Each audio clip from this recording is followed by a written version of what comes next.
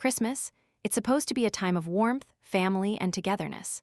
A time to celebrate the joy of the season, share love, and make memories. But for me, Christmas Day had always been a little bit of a pressure cooker.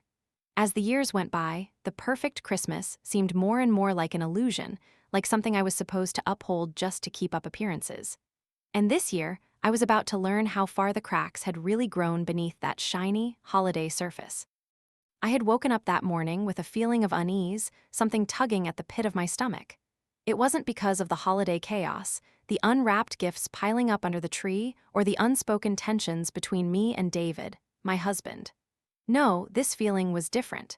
It was the kind of feeling you get when something's about to change, and you can't put your finger on exactly what it is. But you know it's coming. David was already up when I came downstairs, sipping his coffee at the kitchen table like everything was perfectly normal. He didn't look at me when I entered the room. His eyes were fixed on the steaming mug in his hands. I could tell something was off, but I didn't press it. After all, it was Christmas Day. Who wants to start trouble on Christmas Day? We had been married for nearly 6 years, but it had never felt like we were really together anymore. The spark had long faded between us. I had tried to ignore it, telling myself that marriage was work and that these things were just phases. But deep down, I knew things were different. Things had been different for a while. "Good morning," I said quietly, trying to mask the tension that was starting to grow in my chest. "Morning," he replied, his voice flat, almost distant. I tried to make small talk, as I often did when things felt strained. "Are we still on for dinner with your family later?" He took another sip of his coffee, his gaze still down. "Yeah, we're still going." I nodded, feeling the awkwardness between us thickening in the silence. There had been a time when David and I used to talk about everything, share our thoughts, our plans, our fears. But that time had passed. Now, it felt like we were living parallel lives, two strangers sharing a space, with no real connection anymore.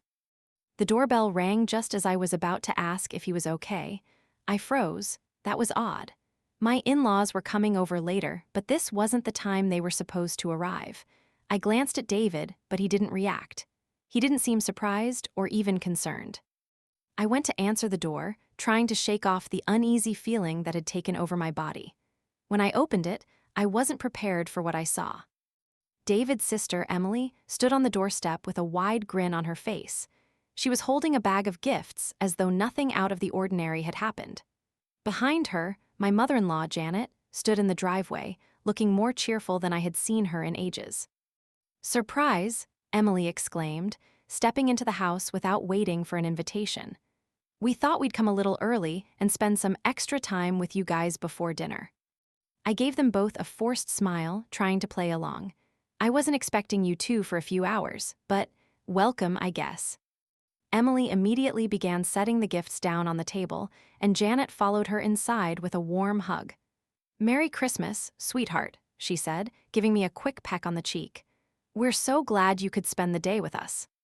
The entire exchange felt too rehearsed. My eyes flicked to David, who was still sitting at the kitchen table, his fingers tapping absently on his mug. "Thanks for coming early," I said, glancing at him. "David, why didn't you tell me they were coming?" He didn't respond immediately. He just stared at his coffee, still as distant as ever. Then it happened. "David, I need to talk to you," I heard him say, his voice so calm, so flat, that it made the hairs on the back of my neck stand up. He set his mug down slowly, stood up, and walked toward me. I felt the room tighten, the air thickening. This wasn't the usual Christmas chaos.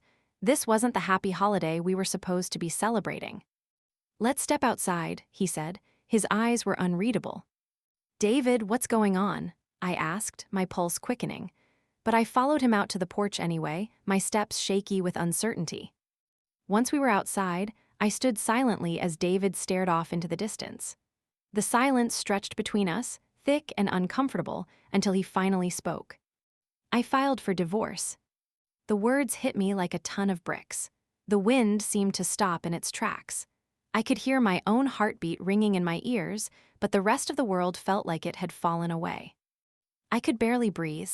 What are you talking about?" "I've been thinking about this for a while," he said, his voice cold, detached. "I can't do this anymore, Emma. I can't live like this. It's over." I stood there, rooted to the spot, unable to move. Everything inside me went numb. David, the man I had spent my life with, the man I thought I could trust, the man I had built a future with. He was standing there, telling me that he was the one who wanted out, not because of a huge fight or a betrayal. No, he was doing it just because he was done. It felt like the ground beneath me had crumbled away. The world I had built for myself, the family, the home, the future, was disappearing right before my eyes. And then, as if that wasn't enough, I heard Emily's voice from behind me, laughing. At first, I thought I had imagined it. But no, I heard it again. A loud, cruel laugh. I turned around and saw her standing there on the porch, a smirk plastered on her face. "You didn't think it was going to last, did you, Emma?" she said, her voice dripping with mockery. "You thought you could hold it together, but you couldn't. David's too good for you anyway." Her words cut deeper than anything David had said.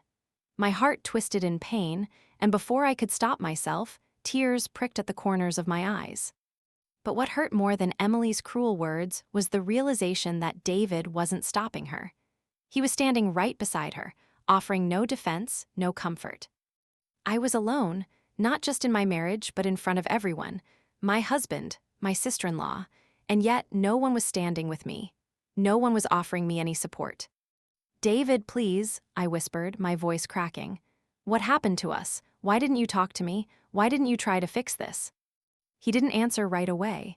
Instead, he looked at me with that same cold, detached expression. "I don't know, I can't do it anymore. I want out." My world shattered. And at that moment, I realized something that burned through me like fire. I didn't need him anymore. Not his approval. Not his love. Not his family's cruel mockery. I didn't need any of it.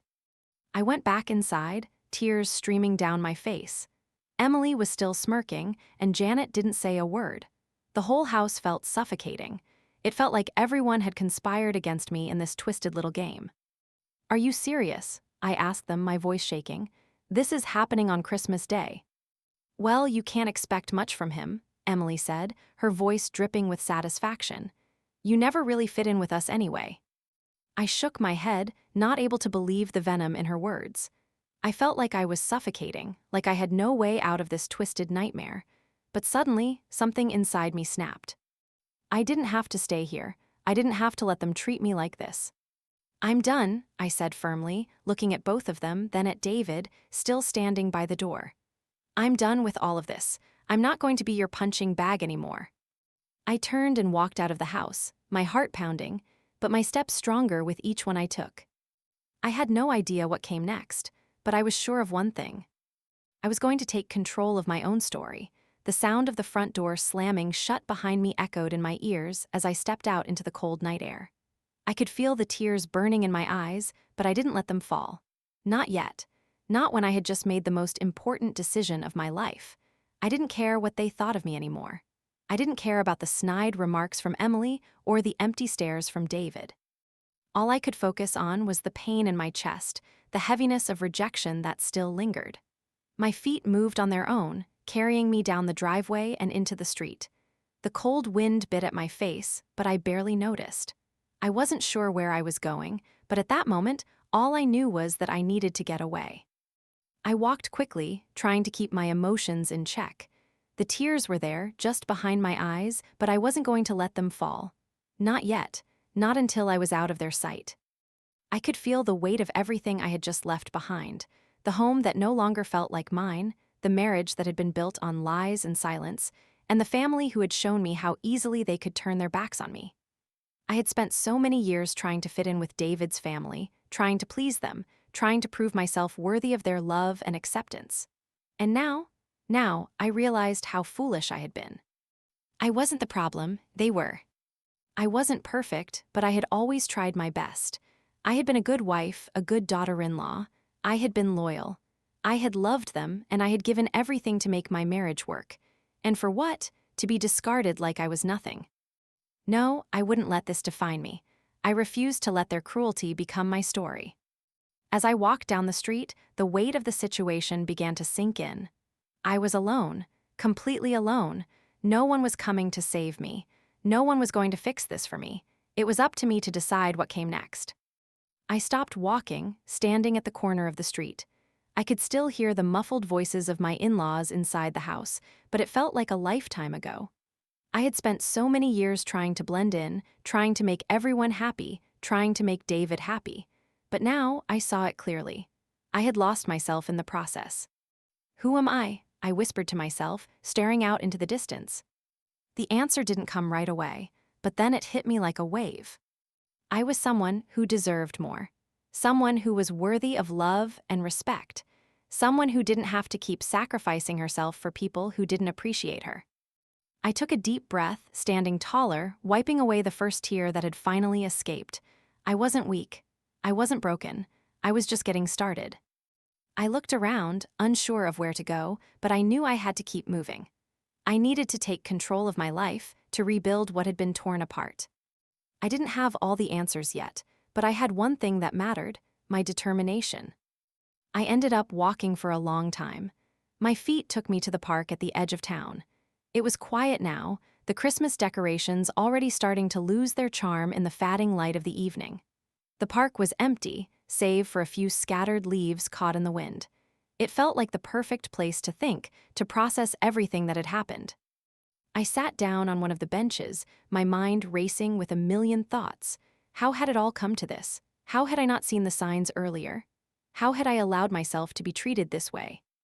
The thought of David's cold detachment still lingered in my mind.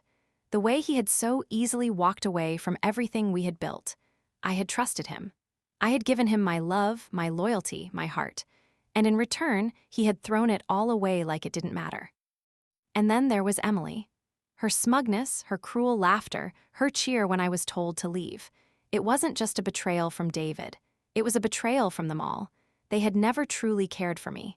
They had used me, taken what they could, and then discarded me when I no longer fit their narrative. But as I sat there on that bench, something shifted inside me. I wasn't going to let them define me. I wasn't going to let their cruelty shape who I became. I had the power to change my life. And no one, not David, not Emily, could take that away from me. I stood up, wiping my face with the back of my hand. I wasn't going to cry over them anymore. I wasn't going to give them the satisfaction of seeing me broken. I had spent so long trying to make them happy, trying to earn their love, that I had forgotten to make myself happy. I had forgotten that I deserved love too. But not anymore. It was time for me to live for myself, to put myself first. The next few days passed in a blur. I found a temporary place to stay, an apartment a few blocks away. It wasn't much, but it was mine.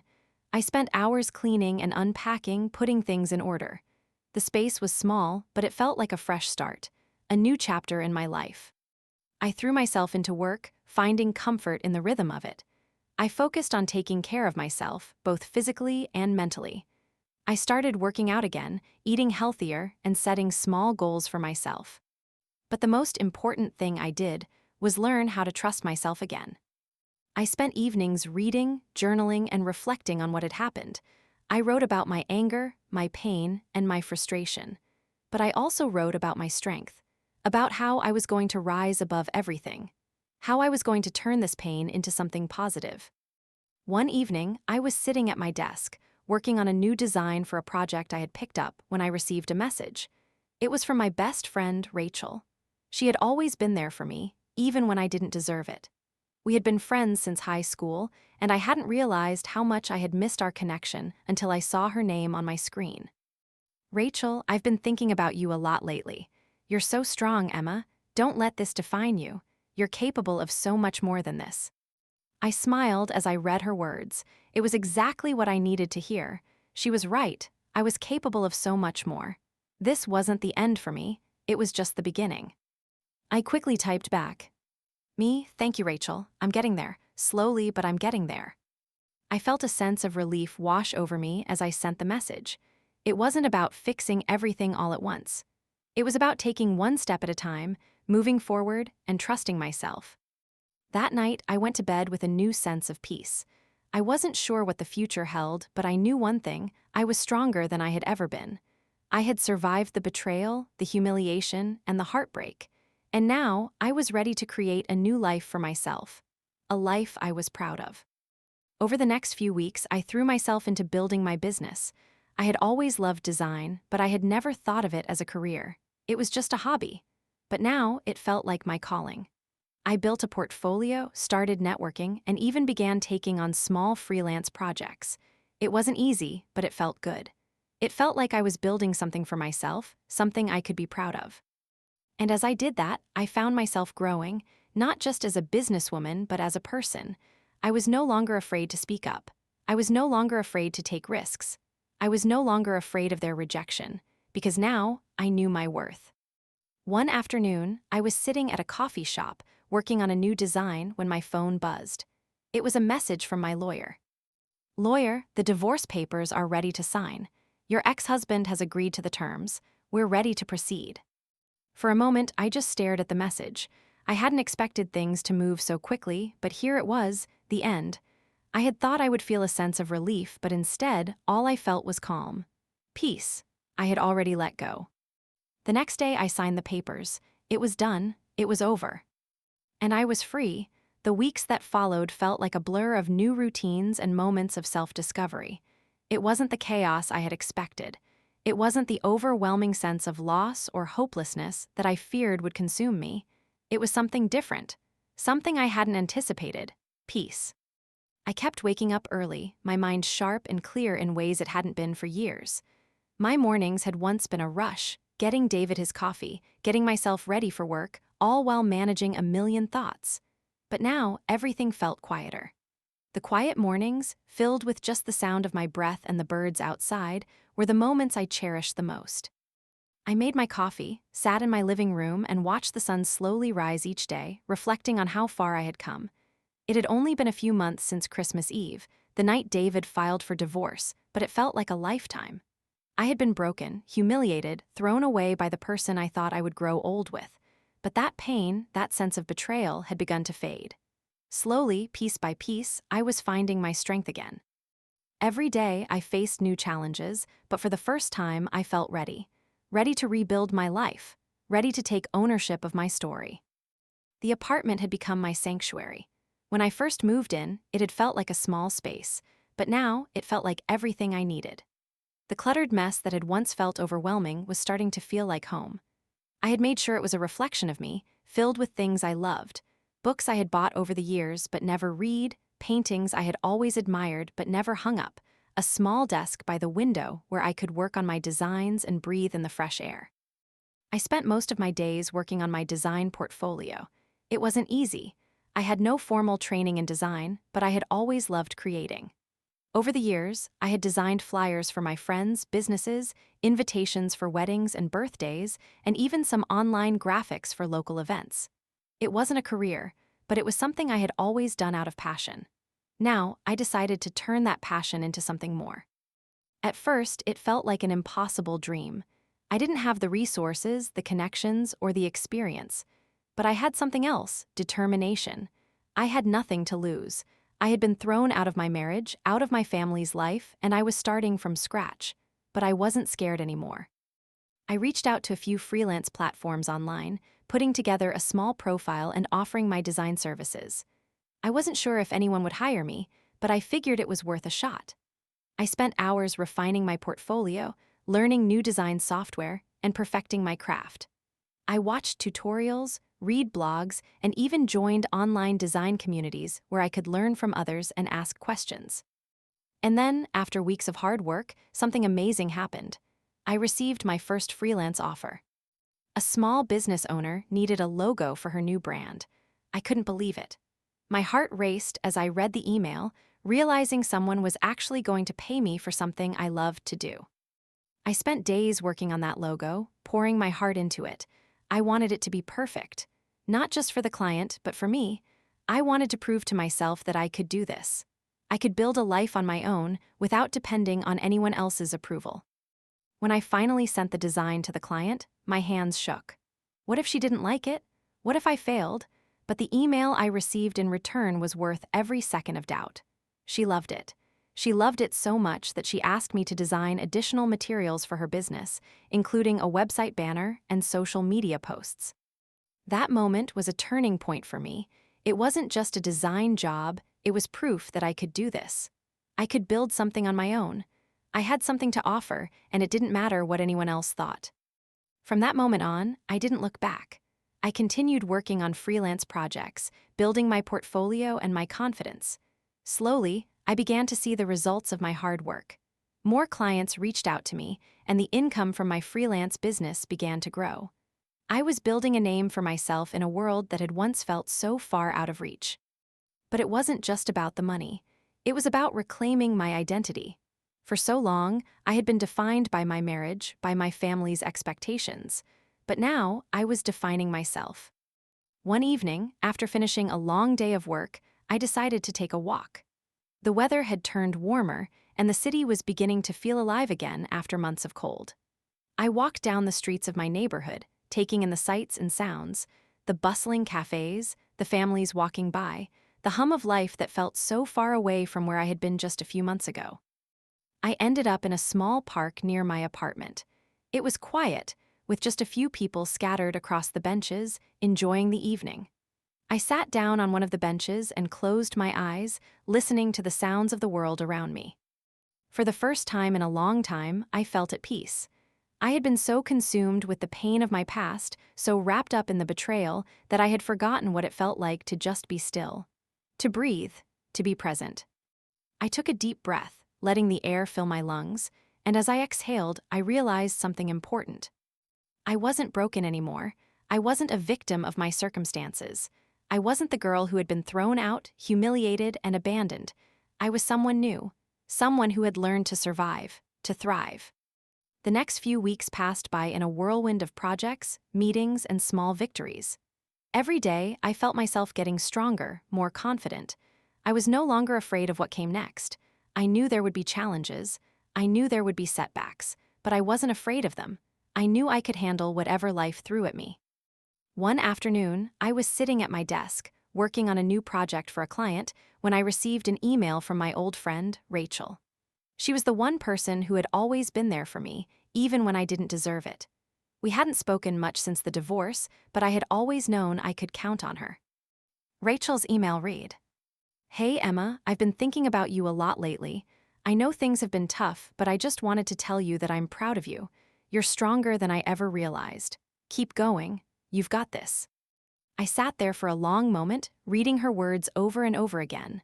The tears that had threatened to spill before finally fell.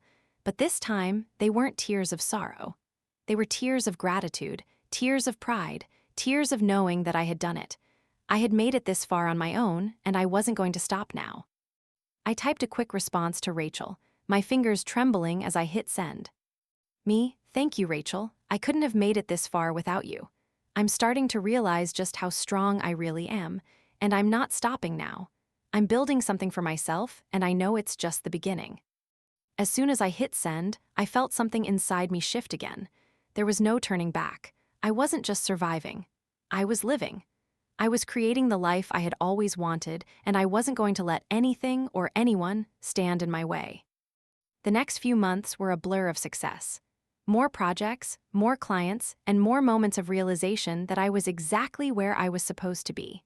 The guilt and shame I had felt for so long began to fade. I wasn't just making a living. I was making a life. I learned to celebrate every small victory, every new client, every positive comment, every milestone. But I also learned to be patient with myself. The road to this point hadn't been easy. It hadn't been without tears, self-doubt, or frustration, but it had been worth every second. And then one day, while working on a new design for a client, I received an unexpected message. It was from David. I didn't know why he was reaching out after all this time.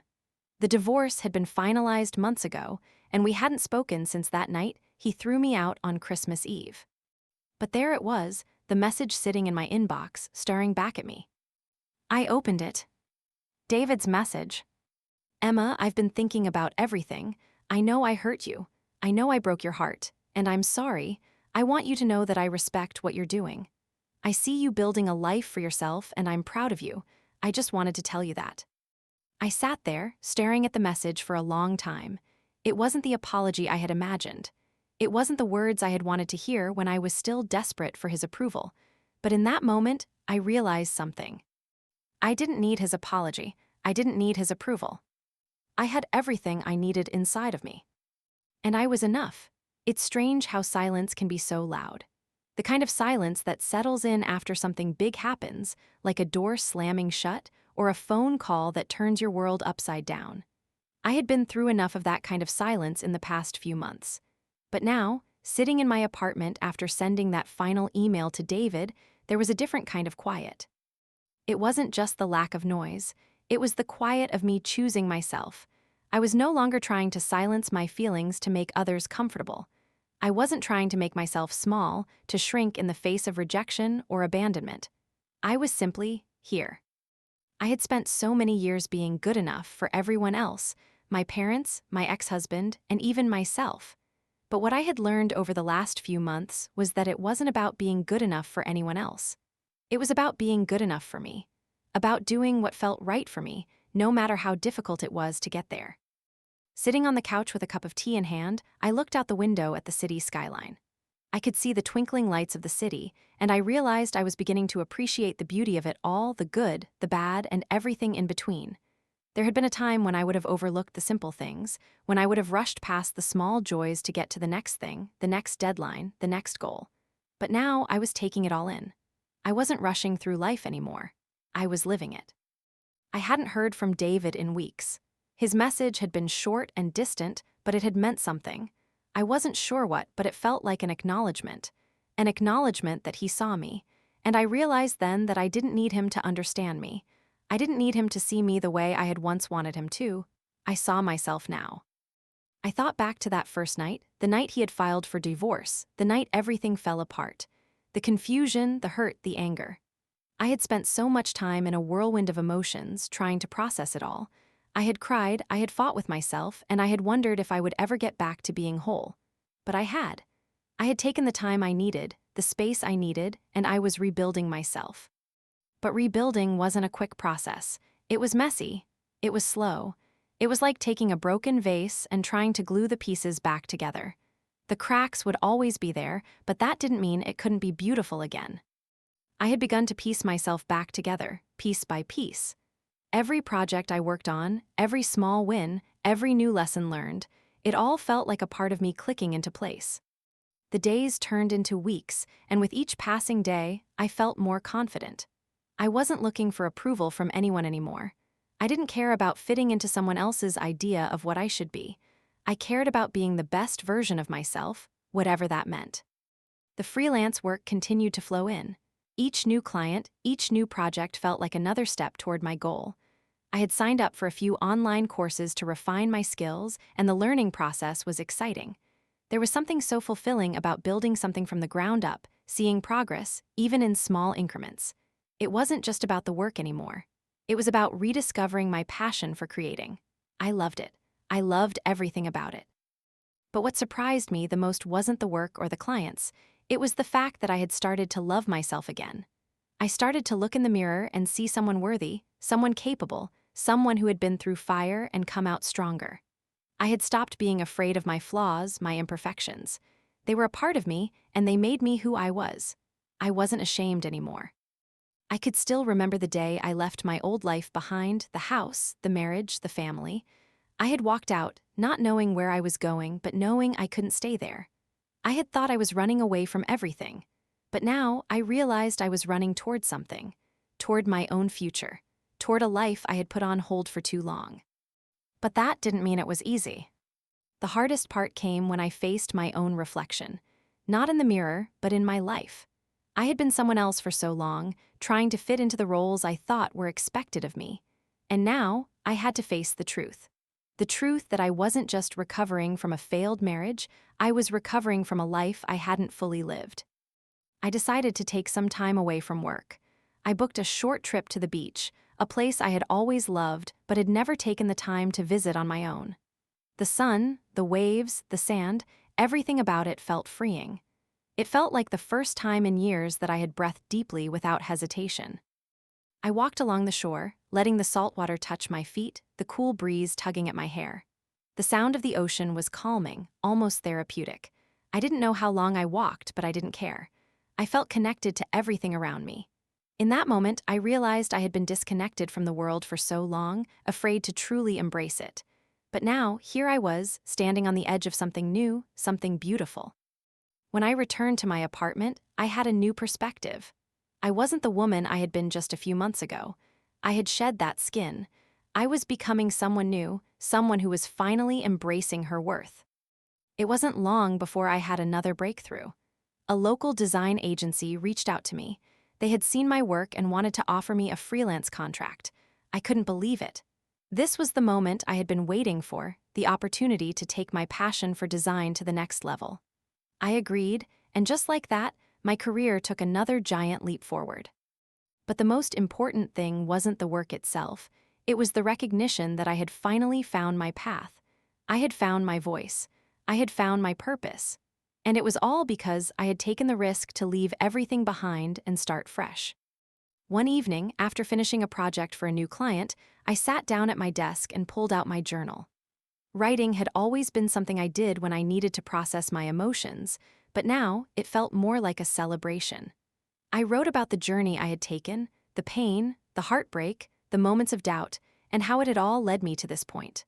A point where I could finally say I was proud of myself. As I wrote, I thought about David.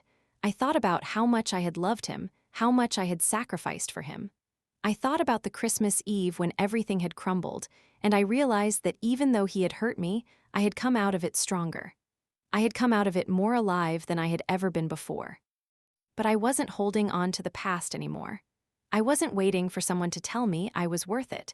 I had discovered my own worth. I had discovered that I didn't need anyone else to define me. The months went by, and I continued to build my life. I expanded my design business, taking on more clients, more projects, and more opportunities. I even started networking with other freelancers, finding a community of people who understood what I was going through. And every day, I felt more and more like myself. I started dating again, but this time, I wasn't looking for someone to fix me. I wasn't looking for someone to make me feel whole. I was looking for someone who could walk beside me, someone who would support my dreams without trying to control them. I met James, a fellow designer, and we hit it off immediately. We shared the same passion for creativity, and he respected the journey I had been on. He didn't judge me for my past.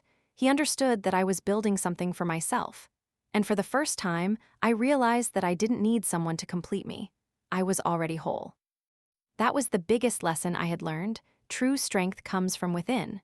True love comes from loving yourself first, and only when you can do that can you truly share love with someone else. I wasn't looking for perfection anymore. I was looking for growth, for authenticity, for someone who could see me for who I was, not who they wanted me to be. And that's when I found peace. When I stopped looking for validation and started living for myself. The phone call came on a quiet Tuesday afternoon, just as I was finishing up a project for a new client.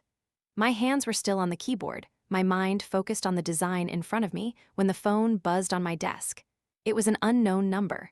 Normally, I wouldn't answer, but something told me to pick it up. Hello. Hi, is this Emma? The voice on the other end was unfamiliar but polite. Yes, this is Emma. Who's this? This is Catherine from Lark Design Agency. I've seen some of your work and I'm impressed. We have a potential opportunity for you, if you're interested. My heart skipped a beat. Lark Design Agency was one of the top agencies in the city. It was the kind of company I had dreamed of working for, but never thought I could get the chance. I had always admired their work from afar. Yes, of course, I'm interested, I replied, trying to keep my excitement in check. We have a new branding project for a major client, and we're looking for a freelance designer to help with it. Would you be available for a meeting this week to discuss further? I had to take a moment to collect myself. Yes, absolutely, I'm available anytime, when works best for you. Let's schedule something for Thursday at 10 a.m. Does that work for you? Perfect, I'll be there. I ended the call, my mind racing. A huge opportunity was just within reach, and all I had to do was prove I was the right fit. But part of me still couldn't quite believe it. Could it really be happening? Thursday morning arrived faster than I expected. I woke up early, feeling a mix of excitement and nerves. I spent an hour getting ready, choosing an outfit that made me feel confident but comfortable, a soft blouse, well-fitted jeans, and my favorite jacket. I was no longer the woman who needed to hide behind clothes that were safe. I dressed for success. I made my way to the meeting, taking a deep breath as I walked into the sleek office building downtown. The lobby was polished and professional, the kind of place where dreams felt a little bit closer to reality. I could feel the adrenaline coursing through me as I pressed the elevator button, heading to the top floor where the agency's office was located. When the elevator doors opened, I was greeted by a clean, modern space, with floor-to-ceiling windows offering a breathtaking view of the city below. Catherine, the woman from the phone call, greeted me with a warm smile. "Emma, welcome," she said, extending her hand. "I'm so glad you could make it." "It's my pleasure," I said, shaking her hand and trying not to let my nerves show. "I'm excited about this opportunity." We walked into the conference room, where a few other team members were already seated around a large table. They were all dressed professionally, and I immediately felt a mix of intimidation and excitement. These were the people who worked at one of the most well-known design agencies in the city. They were the kind of people I had admired from afar, and now I was sitting at the same table as them. "Please take a seat," Catherine said, gesturing to the empty chair across from her. "We've been looking over your portfolio, and we're really impressed by your work. Your design style is fresh, creative, and exactly what we're looking for. We think you could be a great fit for our project." My heart swelled at the praise. I had spent so many years doubting my abilities, questioning whether I was good enough to work with top-tier professionals. But now, here I was, sitting in front of people who believed in me. "We have a branding project for Brennan Tech, a tech company that's expanding globally," Catherine continued. "We're looking for someone who can help us create a brand identity that is modern, sleek, and innovative, something that reflects the company's values while also standing out in the competitive tech industry." I nodded eagerly, already feeling a rush of ideas start to flow. "I'm familiar with Brennan Tech," I said. "I've done some research on them, and I think I could come up with some concepts that really align with their vision." "Exactly what we were hoping to hear," Catherine said, smiling. "We'd love to see some initial concepts from you. We're on a tight timeline, but if we like what we see, we'll bring you on board for the full project." I felt a surge of excitement. This was it. This was the moment I had worked so hard for, the chance to prove myself, not just to the world, but to me. We discussed the project in detail, with the team offering input on what they wanted from the branding. I took notes, my mind racing with possibilities. I knew I could do this. I had been given the chance I'd been waiting for, and I wasn't about to waste it. As the meeting came to an end, Catherine handed me a business card. "We'll send over the project brief and some additional details. Let's schedule a follow-up meeting for next week to see what you've come up with." I took the card, my fingers trembling slightly. "I won't let you down," I said, feeling a sense of determination that I hadn't felt in a long time. "You're already doing great," Catherine said with a smile. "We're excited to see what you can bring to the table." The rest of the day passed in a blur of excitement and nerves. I couldn't stop thinking about the meeting, about the opportunity that was now in my hands. I had been working so hard for this, building my portfolio, taking on freelance jobs, learning and growing as a designer. And now, here it was, a real, paid project with a top-tier agency.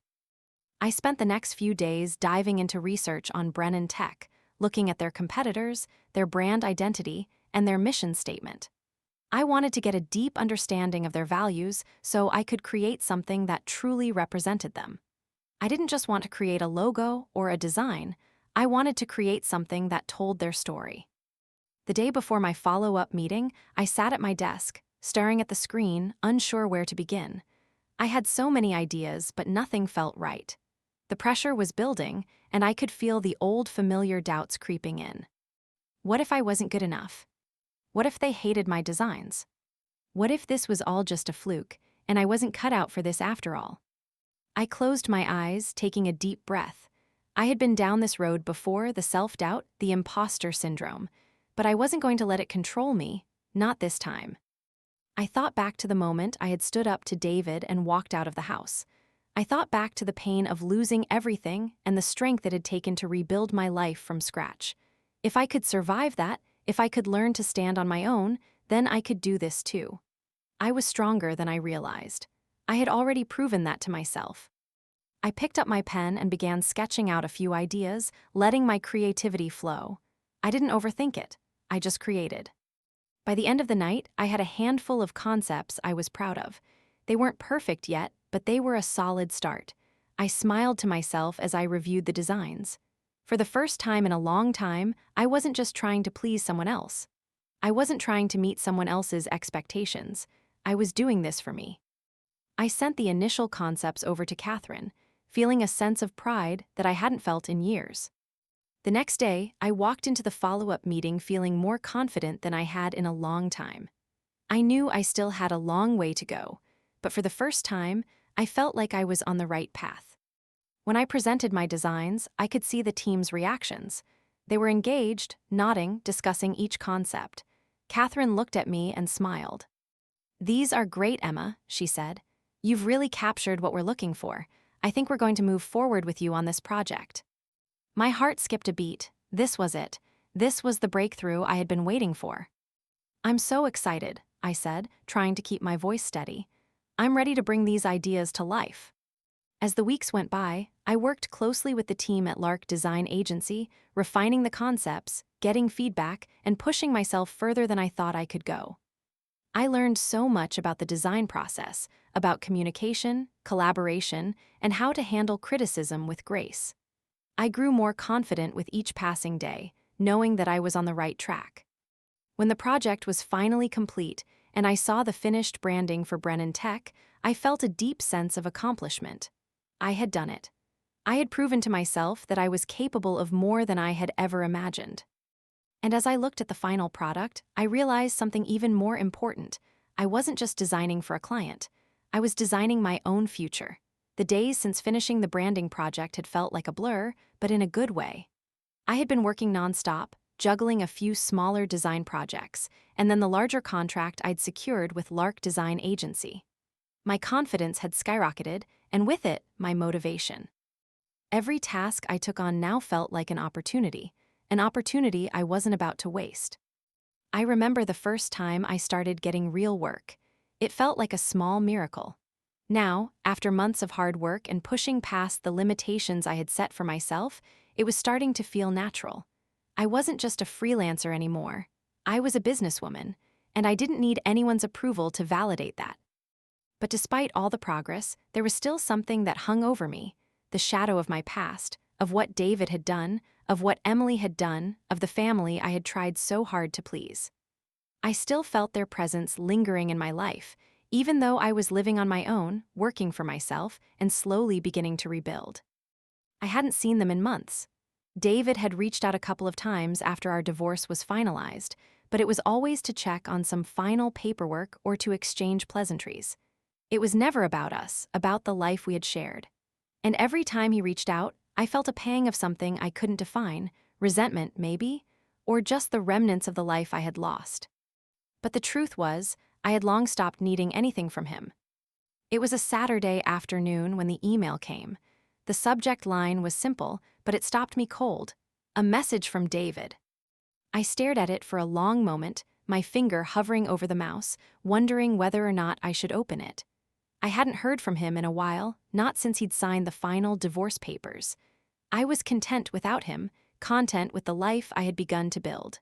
So, why did the sight of his name still make my heart race? With a deep breath, I clicked the email open. "David, I know things between us have been difficult, and I'm not trying to reopen old wounds. But I've been doing a lot of thinking lately, and I wanted to reach out. I know I hurt you, and I regret how things ended. You don't have to reply to this, but I wanted you to know that I see what you've done. I see how strong you've become, and I'm proud of you. I wish you the best in everything you do." I sat there, staring at the message for longer than I should have, trying to process it. His words were kind, almost too kind, but they didn't carry the weight they once would have. They felt hollow. It wasn't enough for me to care anymore. A few months ago, I would have been desperate for that apology. I would have clung to his words, looking for meaning where there was none. But now I felt nothing but indifference. I had moved on. I had learned to love myself without needing his approval. I took a deep breath, opened my reply box, and typed, "Me. Thank you for your message, David. I've moved on and I'm doing well. I appreciate the apology, but I'm focused on the future now. I hope you find what you're looking for, too. I clicked send and felt an immediate sense of relief. It was over. I didn't need to hold on to this chapter of my life anymore. I had written my own ending. The next few days were filled with a mix of excitement and nerves. I had finished the branding project for Lark Design Agency, and they were pleased with my work. But that didn't mean I could rest. The real work was just beginning. I had to keep pushing forward, keep proving that I wasn't just a one-hit wonder. I had to keep climbing. One morning, as I sat at my desk, my phone buzzed with a text from Rachel. Rachel, how's the project going? I saw the finished designs online and they look amazing. So proud of you. I smiled as I read her message.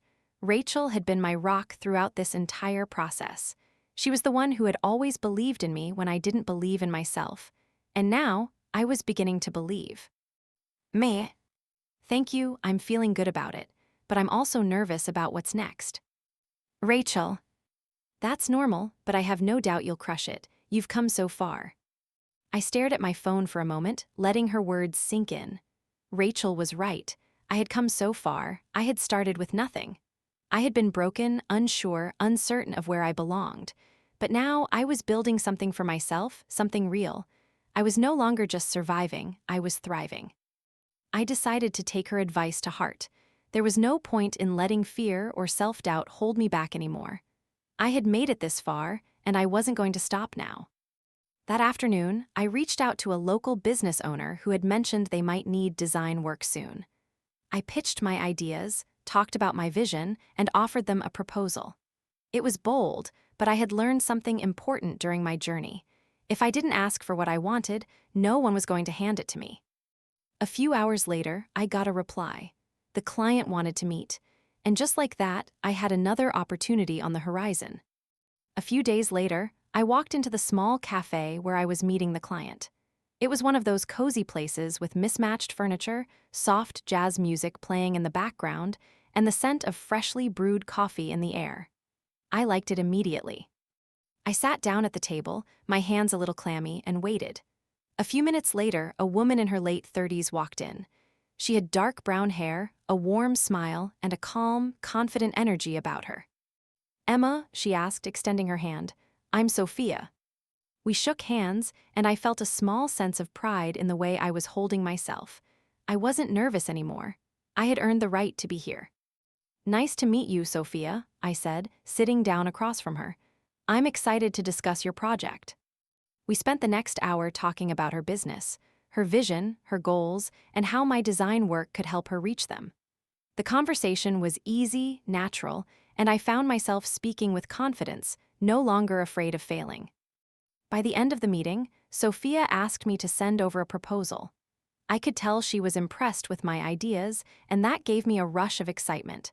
I was moving in the right direction. The next few weeks were a whirlwind of activity. I worked on new projects, pushed myself to try new things, and continued to refine my skills. But in the quiet moments, when I was alone with my thoughts, I began to reflect on how far I had come. I wasn't the same person I had been a few months ago. I wasn't just the woman who had been discarded by her husband, humiliated by her in-laws, and left to pick up the pieces. I was someone different now, someone stronger, someone who had learned to stand on her own 2 feet and trust herself. I wasn't perfect. There were days when the loneliness crept in, when I missed the companionship of a partner, when I wished I could share my victories with someone else. But I knew now that I didn't need someone else to complete me. I was enough as I was. I had learned to take care of myself. I had learned that my worth wasn't tied to someone else's opinion of me. It was tied to who I was and what I created with my own hands.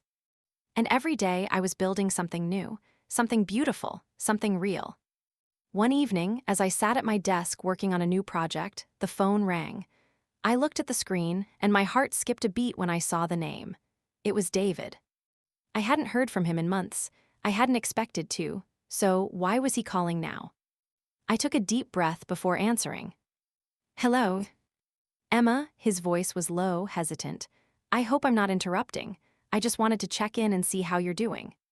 I closed my eyes for a moment, surprised by his sudden concern.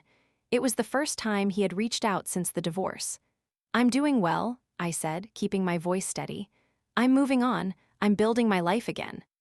There was a long pause on the other end. "I just wanted to say I've been thinking about everything, and I'm sorry for how things ended. I regret the way I handled it." I felt a small flutter in my chest. He sounded genuine, but that wasn't enough anymore. I had already forgiven him, but that didn't mean I needed him in my life.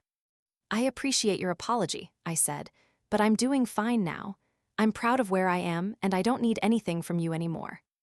I could hear him sigh on the other end. "I understand. I just wanted you to know that I see you now. I see how strong you've become." I let his words sink in. For so long, I had wanted his approval, but now I realized that I didn't need it. "I'm doing this for me, David," I said softly, "and I don't need you to see me. I'm enough on my own." There was a brief silence before he spoke again. "I'm glad to hear that, Emma. I truly am. I wish you the best." "Thank you," I replied, and before the conversation could drag on, I ended the call. For the first time in a long time, I felt peace. I had found my strength, and I no longer needed anyone to validate it. I had created a life for myself, and I was proud of the woman I had become. The soft hum of the city outside my window was like a distant lullaby, its rhythm comforting and steady. As I sat on the edge of my bed, my hands cradling a warm cup of coffee, I reflected on how much had changed in such a short time. A few months ago, I was a broken woman, living in the shadow of a life I hadn't chosen for myself. Now, I had built something new, something solid. My heart had healed, my mind was clear, and the future was open, waiting for me to make my next move. I hadn't expected to feel this strong, this whole again. But here I was, waking up every day with purpose, with a sense of direction I had never known before. It was still early, the sun barely rising over the horizon, casting a soft glow across my apartment. The stillness was comforting. I had spent so many years surrounded by chaos, by people who didn't truly see me. But now I was on my own, and for the first time in my life, I felt like I was exactly where I needed to be. I glanced around my apartment, taking in the little details. The soft colors on the walls, the cozy furniture I had carefully chosen, the books scattered on the coffee table, and the plants I had taken the time to nurture. It was a reflection of me. It was a place that was mine, and it was a space that felt like home. I had worked hard to get here. Every single day, I had taken small steps to rebuild myself. From the day I left David's house, walking out into the unknown, I had been determined to create a new life for myself. And now, as I sat there with a warm cup of coffee in my hands, I realized that I had done it. I had succeeded in building something beautiful, something all my own. I took a deep breath and closed my eyes, letting the peace of the moment wash over me. There had been so many times in the past when I thought I couldn't go on, when I thought the pain would swallow me whole.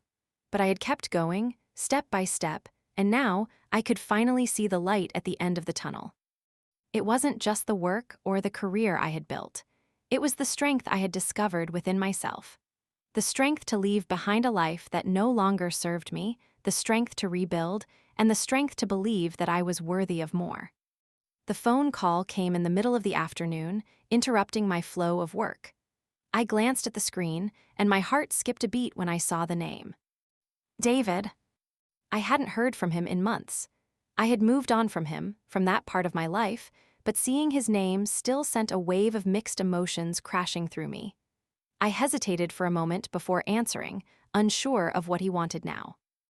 "Hello." "Emma," his voice was low, hesitant. "I know it's been a while, but I wanted to reach out." I closed my eyes, taking a slow breath. "What is it, David?" "I've been doing a lot of thinking," he continued. I want to apologize for everything.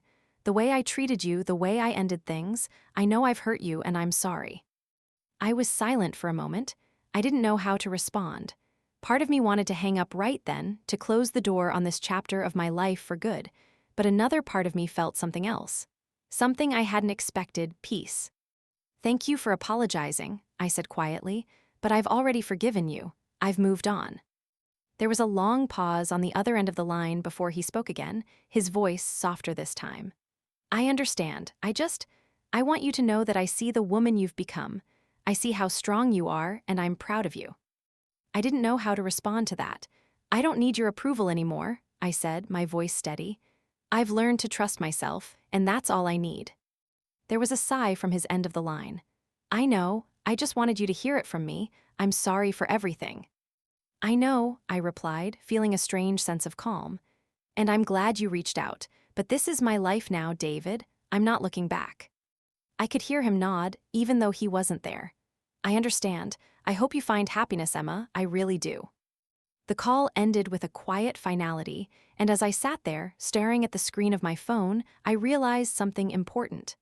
I had spent so much of my life chasing after the approval of others, my parents, David, my in-laws. But now I didn't need that anymore. I had found my own approval.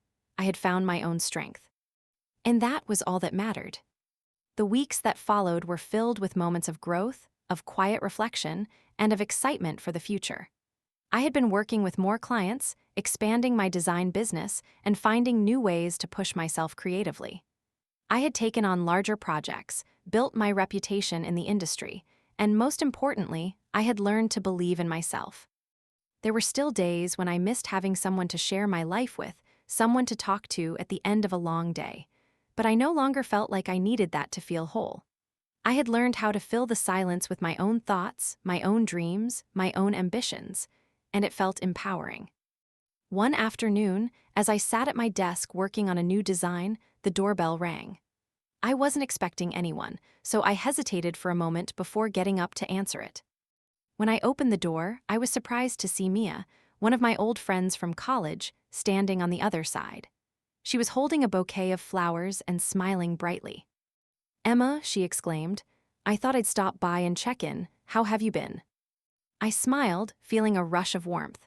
Mia had always been the type of friend who knew how to brighten a room just by walking into it. She was always full of energy, and it was contagious. "I've been good," I said, stepping aside to let her in. "Things are going really well, actually." Mia glanced around my apartment, her eyes scanning the room. "I see that. This place is looking amazing. You've really made it your own." I felt a sense of pride as she looked around. "Yeah, I've been working on it. It's been a long road, but I'm finally starting to feel settled." She handed me the bouquet, and I laughed. "You didn't have to bring me flowers, Mia." "I know, I just couldn't resist," she said, smiling. "But seriously, I'm so proud of you. You've come so far." Her words made something inside me shift. I had come far, hadn't I? I had fought so hard to get here, to build something from nothing, and now I was living a life that I could be proud of. "It's been a journey," I said, feeling the truth of those words. "But I'm getting there.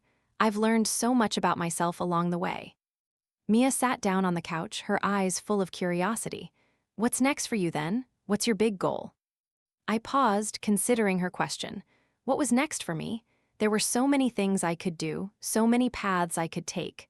But for the first time in a long time, I knew exactly what I wanted.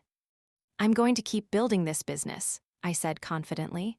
"I want to create something that lasts, something that reflects who I really am, and I want to keep growing, keep learning. But most importantly, I want to keep moving forward. I want to live my life on my own terms." Mia smiled at me, her expression full of pride. "You've got this, Emma. I can't wait to see what comes next." I smiled back, feeling more confident than ever. For the first time, I wasn't just waiting for something to happen. I was making it happen.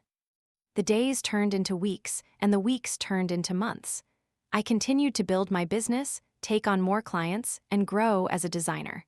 But what felt even more fulfilling than the work itself was the knowledge that I had built this life from the ground up.